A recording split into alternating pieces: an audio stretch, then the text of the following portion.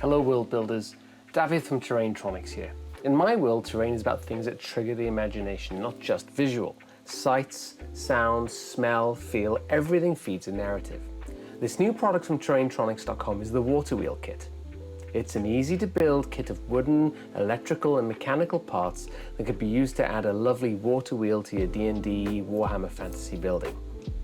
Alternatively, you could even use the same motor to build a windmill or even the rotating barbecue model I made. Along with the wooden parts, there is also a battery pack, a speed controller and a small motor.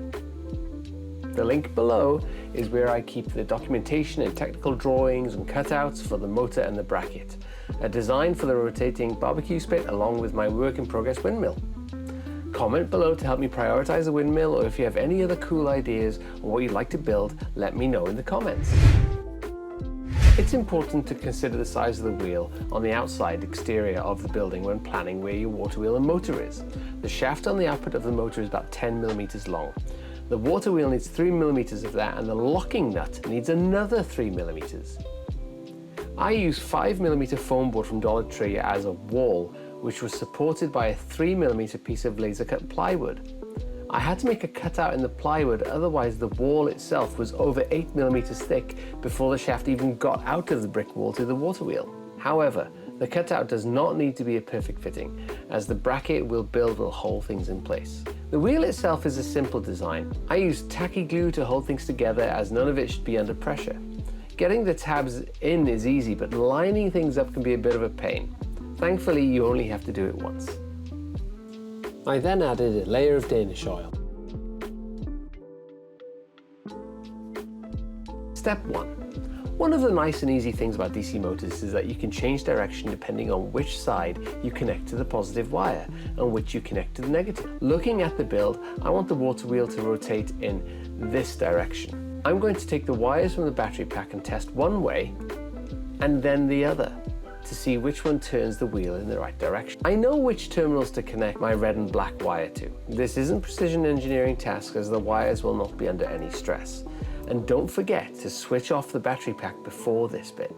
I add a blob of solder to both terminals on the motor, then with the soldering iron keep the solder molten and introduce the wire. Then remove the heat whilst holding the wire in place and let the solder cool around the wire that's in place.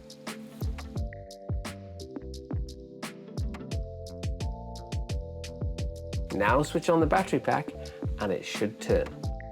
Now in step 2, we're going to have a little bit more fun by adding a speed controller to the circuit. So you'll see on the speed controller there's a power plus and power minus that'll connect to the battery, and there's a plus and minus that connects to the motor. Now we've talked about this, the battery needs to be switched off just in case, because we are going to be cutting the wires and so on. So first we'll go and we'll split the wire that's already coming from the battery to the motor. Now you can use separate wires if you like, but these are already in the kit and they're already soldered on and connected. First thing we're going to do is we're going to trim those wires just to give us about just a little bit more than a 1/4 inch maybe on both ends. And we'll also want to twist the ends of the wires so that they hold together a little bit better and don't splay everywhere. Now let's kick things up a notch. We're going to unscrew the terminals and put in the plus and minus from the battery. You can see this is all screwed down with a regular screwdriver. Then we're going to add our motor to the plus and minus there, motor plus and motor minus. Remember, the DC motor doesn't really care which way the power flows, but if you want to continue in the direction that we already soldered the motor to, that's what we'll do. If you need to reverse the direction the motor is spinning in, do not change the pins for the power. You can, however, swap the motor wires around. And that's the assembly done. Now let's test it. Battery on. Turn on the speed controller, and sometimes it takes you a chance to turn it higher than what you finally wanted just to get it started. But you can see it turning there, and then I turn it down to the final speed that I really want.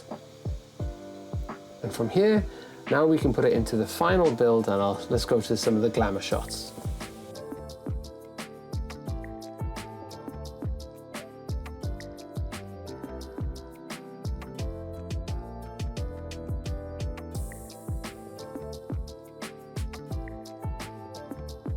Now, if this looks interesting to you, don't forget the usual YouTube stuff like the video, smash the subscribe button, and click the bell to be notified when I've uploaded a new video tutorial.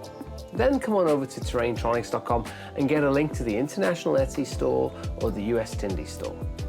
Any ideas you have to improve this, comment below too. As you've seen, this kit makes it really easy to add interest to your buildings, to your terrain, to your book nooks, or any other crafty project you have. Come check it out today, and I'll see you in next week's video. Take care. Bye-bye.